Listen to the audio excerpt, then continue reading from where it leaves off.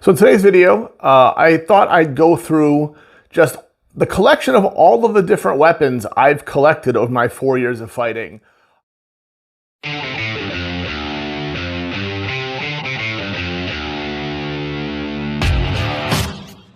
I have a habit in most of my hobbies of collecting gear, so this is not unique to this. I like equipment, but I also came across a lot of great opportunities, really good deals. I've given some gifts, and I've kind of collected a whole arsenal of different swords and axes and weapons for armored combat. And I kind of want to go through why I have them, what they all are, and some of the differences. So I got a bunch of stuff here. I'm just going to pull it. I'm going to go through it individually and kind of give an idea of like, what I have, just because it's fun to look at stuff, but also why different weapons serve different purposes in this sport, what I use them for. So people might use them differently, and that's fine. So we're going to start just with the fact that, remember, these are all blunted. These are all for armored combat, Bohurt, MMA, and medieval armor, whatever you call it. So none of these are sharp weapons. They're all basically fencing tools, essentially, in a sport sense. And we'll start off here. This is the only hand axe that I currently have, which is ironic because I tend to fight with this pretty consistently. I fight axe and shield often when I'm fighting at higher level events. Because that's the position I play in my team. I'll tend to fight axe and shield or falchion and shield. But currently I just have one hand axe. You'll see here it's got the little cross in it. This, when I first got to Knights Hall, there'd been a collection of weapons made at some point that a lot of the top fighters had at the time that had these little axes, little crosses in their axes. You can see these are just welded pipe axes, so it's a pipe head with the machine weld. So it's not, couldn't sharpen it. It's not. But these are, I like these. I just always like the way they feel. I like them. And so this was when I got the chance to buy this used from someone. I just wanted it because I wanted the cool little cross. And this is what I tend to use a lot, actually, is this weapon here. Going along with that, this two-handed axe, two-hander here, which is pretty beat up. It's got to be retaped and stuff. Even I think the handle's even like bent inward a little bit. Fight with this one pretty regularly for my two-hander. It's a lighter axe, same thing.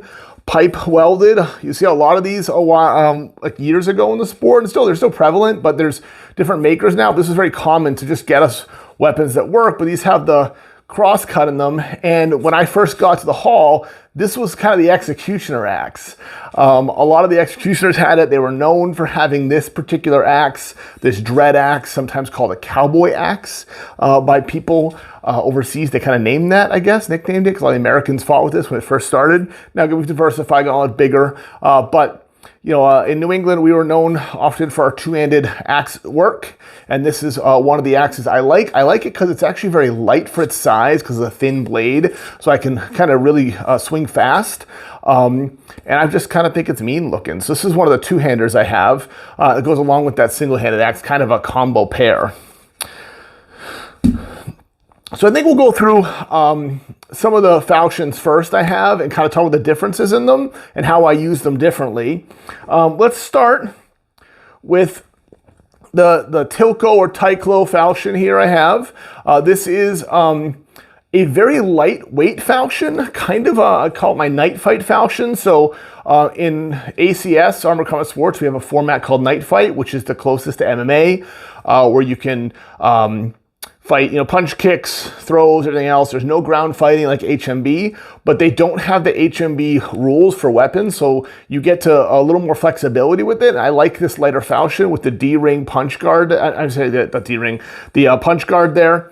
And it's just very light and snappy. I will melee with this often too at lighter fights, more funsy matches, because it doesn't wear my arm out as much, and it's really, really well balanced. I like Tilco's stuff. I understand he just stopped making things, I heard. I don't know if that's true or not, so maybe it's a collectible until I end up breaking it, which is what happens with everything in this sport.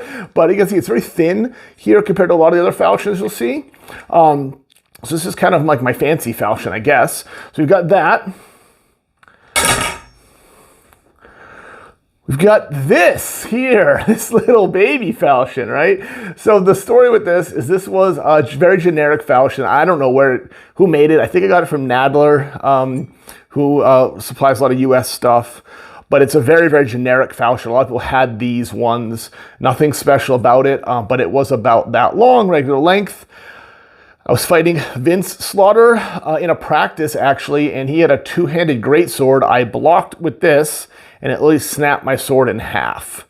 I was very sad because I'd actually taken this generic falchion. I hated the way it swung. I hated its weight and balance. I cut off about 1.5 inches off the 2 inches off the tip of it and reprofiled it, and actually made the balance a lot better. So I very much like this. He broke it in half, but I did just regrind the tip and make it into like a baby little knife. I don't know. It's technically legal in our ACS. It's like 1 inch within length of legal. So this is, again, a kind of a for fun tool. I'll bring this out for matches where it doesn't matter. And we'll just dink on people because it's hilarious. And people sometimes will fight Florentine, so I'll fight with this, another sword. Yeah, but it's just, again, I wanted to recover it and keep it, so I managed to keep it in my arsenal and keep using it. So to replace that, I had this falchion made for me. This is from Canadian Bohurt. I really like their stuff, and a little bit I've been able to use of it. I had this made to the specs of the other falchion. Same weight, same length, same balance point, everything that I liked on the one that broke, except we added this little nubby up here in the end for some extra kind of thunking power. So this is probably my most common melee falchion when I'm fighting. I tend to fight with this one if it's an event where I want to do a little more damage or I'm harder hitting or whatever it is. This is the most, or just my generic falchion. So you'll see me most of the time in the list. I want to fight with the executioners. I'm either going to fight with that hand axe or I'm going to fight with this falchion. Final falchion I'll add, I got this one. Actually, it's a birthday gift. This here is from, oh gosh, who made this one? Vadim made this one, I think. Yeah, Vadim is the maker, Ukrainian maker, and he made this one. This here is a chunk. This is rebar. This thing is a tank. And that's not to take away from it. This is a heavy duty, hard hitting falchion with a lot of weight. This is kind of my, I need to do 3 good hits on someone falchion. So I've actually been training with this one a lot because it's so heavy that it helps me with my pel work and get me stronger at things. You'll see nothing fancy about it. Very simple design, but very effective. The only thing I did is I did wrap the rope handle in tape. I did that on a lot of my weapons because it's a little more comfortable. But that's it. Even the holding this, I'm doing this, it just gets heavy. So this is a good one. It's hard hitting. This is going to be fine. It'll come out like this, just well, bam, right? So that's kind of it. So I actually ended up with a lot of falchions accidentally.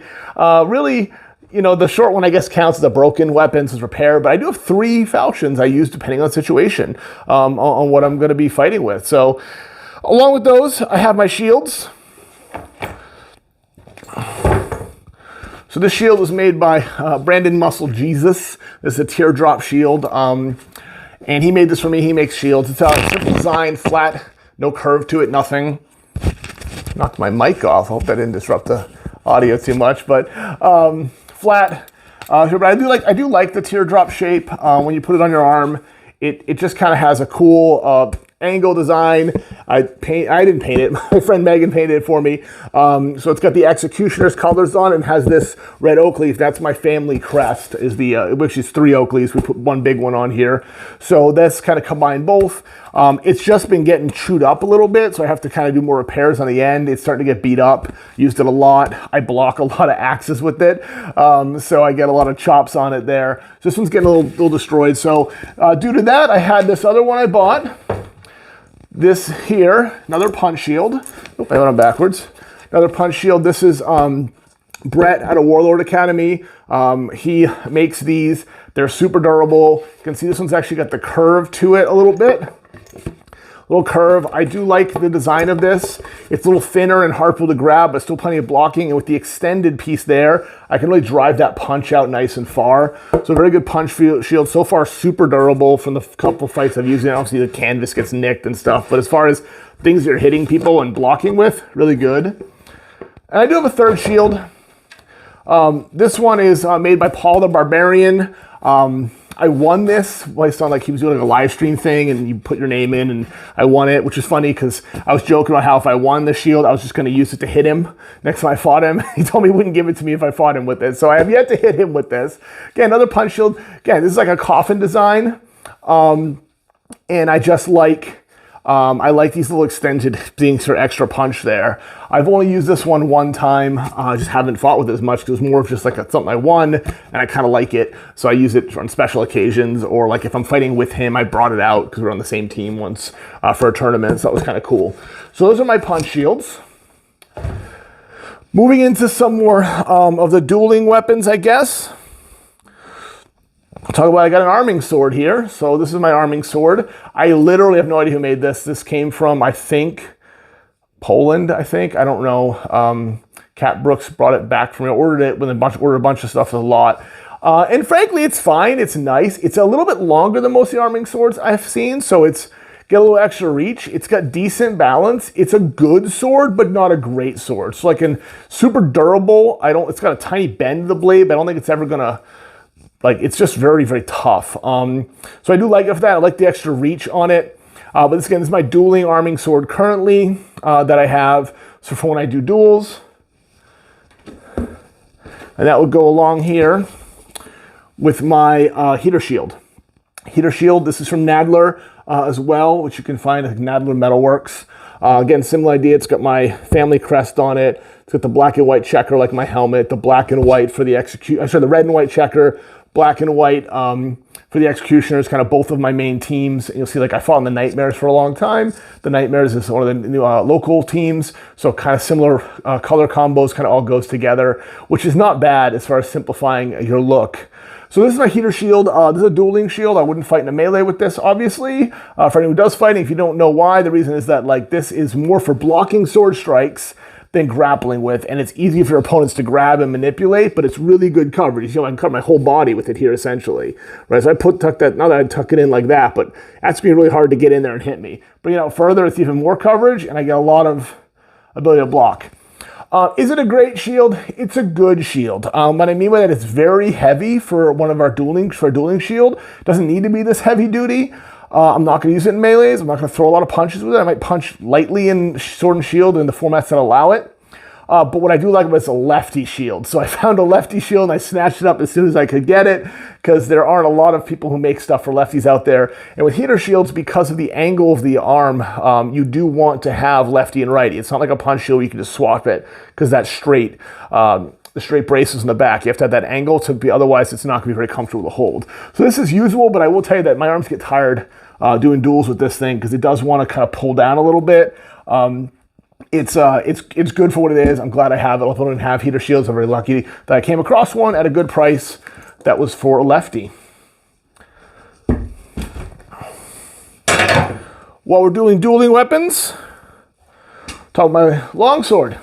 So I do longsword duels. Here's my longsword. This is also a Tilco. You can see, like, look here, this little, it's all getting ripped up. I got to tape this handle back together. Things get chewed up. Longsword handles get chewed up all the time. You accidentally block with the handle and your hands when you don't mean to, but it does happen.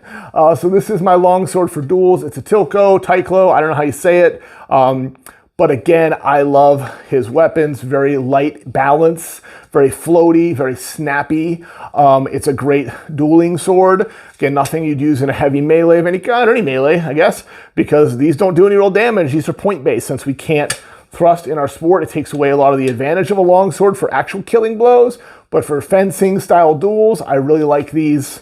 I'm very happy to have this longsword. I did have a couple longswords from Nadler before. He got a bad batch of swords, essentially, from the maker, and every time I took one, I literally snapped it in half. Now, to his credit, he took them right back, gave me another one to try. We broke the second one, and we said, all right, no more. And he stopped selling those, actually, and was super kind. He refunded me, originally offered to refund me, and then actually gave me gauntlets for it as a trade-in, which was more than I paid for the sword. So it was super nice of him. That's why I have the gauntlets I have. Because of that. So that was pretty nice, and he does great customer service. So Nadler Metalworks, if you're looking for, like, good quality gear, US made, ready to ship, his stuff's awesome. Like, a lot of people at the hall use it. So that's great. Let's see what else we got here. Let's go into this bad boy. So this here, if you've seen my video, the Flamberge. This is Canadian Bohurt, again, custom built by them. This was built I wanted specifically a flame blade because it's super cool. It's got a super long handle. You know, the Zweihander basically, or the Flamberge, we want to call it. I love this thing. This is probably my most showpiece weapon as far as I just wanted it. And I saved and I bought it, even though I won't use it very often, frankly. Why? Because I don't ever use this in melee. There aren't a lot of greatsword duels around us, and occasionally there are, and I will fight greatsword duels. So this is cool for greatsword dueling. I love doing that, and it's super fun. It's a great dueling greatsword. It's got really good balance for what it is. It's not too heavy considering the length and stuff. I bought this primarily for Renaissance fairs, though. I like doing fights at fairs. You can see how tall it is here. I like doing fights at fairs, and people want to see really cool stuff. So they often want to see pole arms and big axes, and those hurt. So we're fighting for fun matches and we're doing like demos. I don't like hitting people with those often. So this here kind of fills that role. This thing looks massive and scary, and I bring it out and people go, ah, and it's great. But it doesn't really hurt much because it's just like a big longsword. It's got no real mass to it like an axe. So this is kind of like my showpiece. If I had to go to an event and walk around, this is what I want to carry on my shoulder because it just looks awesome. I do this and people go, oh, that's great. So this is why I really like this sword. And again, kind of something unique that I wanted the flame blade on. So those are all the swords I have, all the shields, and we'll move into axes. So I did show already. I got the axe here with the cross, the two-handed axes. So we're actually with the cross. I do have a few more. I've kind of collected these accidentally. Let's start with this one here. This is made by, this is sold by Nadler, not made by Nadler, but sold by Nadler as well. And this here is a very generic, simple axe. I like it. Well-weighted, balanced, and all that. This has the laugh on it. So I have live, laugh, love, putting on 3 of my different axes. There's a meme that's gone around, actually. Everyone's seen it, maybe. Like, it's gotten like hundreds of thousands of views on different websites, and I don't know why, but it's pretty cool. So this is laugh, right? So that's just a two-hander that I use. Nothing fancy about it, but it works, and I like it. And then love and live. So I'll show you both here. This is a 4-footer. I've got a haft on a 4-foot haft of hickory. Go in there, it says, what is this one? This is love. The E's kind of fade a little bit. So this is love.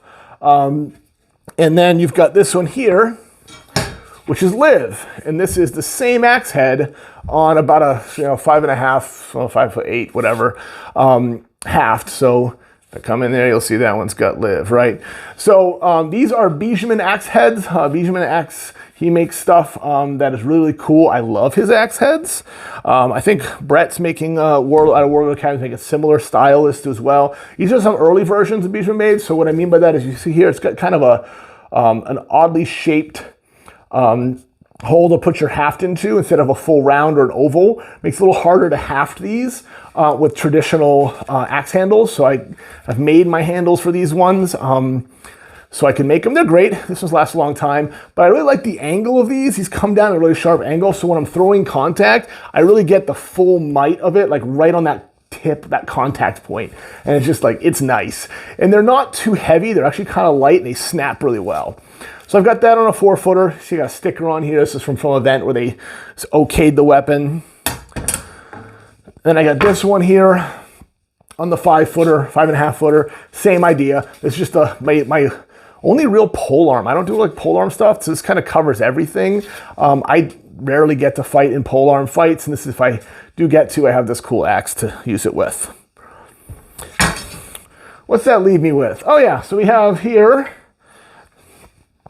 another 5-footer-ish, 4-footer, I guess. 4-footer that is Nadler axe as well. This was on a, I think, 5.5-foot handle, and I cut it down. So I got these in clearance. Nadler was selling a couple of these that had really bad hafts, and so what I did is I cut the haft, the bad end off, took the head off, put it on the other side, and rehafted it. So I actually think I might sell this one. I don't need as many axes, so this one, it doesn't get used ever. Just been hanging up for a while, so I might be selling this one if people are interested. I've got an extra axe. And let me share my final one. This is a cool one. I got this one here. I got this one out of the armor in Ukraine. So I had ordered titanium legs from him, and due to the war, he couldn't make anything, right? So I sent my money to him already, literally 2 days before Russia invaded. So like I sent him money and then he disappeared for a while, which was fine. He got back to me weeks later being like, hey, I'm kind of on the run right now. My family's had to move and what I said, I actually told him to keep the money. So just keep it, like keep it a donation, take care of your family, buy food, I don't care. He got back to me about a month and a half ago, or a month ago, I don't remember, and said like, hey, I'm starting to make some stuff again. I have some stuff in stock that I was able to save. So I just asked him, what do you have in stock? And he had this axe in stock, and he had falchions. I bought a falchion as a gift for a friend for their birthday. And then I got this really cool axe. What I like about this, I probably never would have ordered something that's like this fancy looking. I really love the shiny head. It's just like so cool. And now that I have it, I really like it. So it's a tank. It's got some real weight to it. Who knows when I'll get to fight with it, but it's beautiful. And I like it as, again, kind of a showpiece. So that's it. That's my collection of stuff. I've collected over 4 years, a whole bunch of different weapons, axes, swords, polearms, hand axes, shields, all have a different purpose and use. You'll find, like any hobby, you'll probably end up collecting stuff as well. My advice for people with this is you will come across deals sometimes, worth picking them up, because I have also sold off a few things as well, where I've got really good deals of someone who's getting out of the sport or they're upgrading, and I buy a cheaper weapon, then I turn around and I sell it to a newer fighter. You know, when I don't need it, it's often even making my money, or at least making it back and getting people armored up and weaponed up. So that's it. I'm getting on Woodchuck Knight. Thanks for watching. If you have questions about any of these things, want more detail, let me know. I'm happy to make it. Like, subscribe, follow, all that wonderful stuff.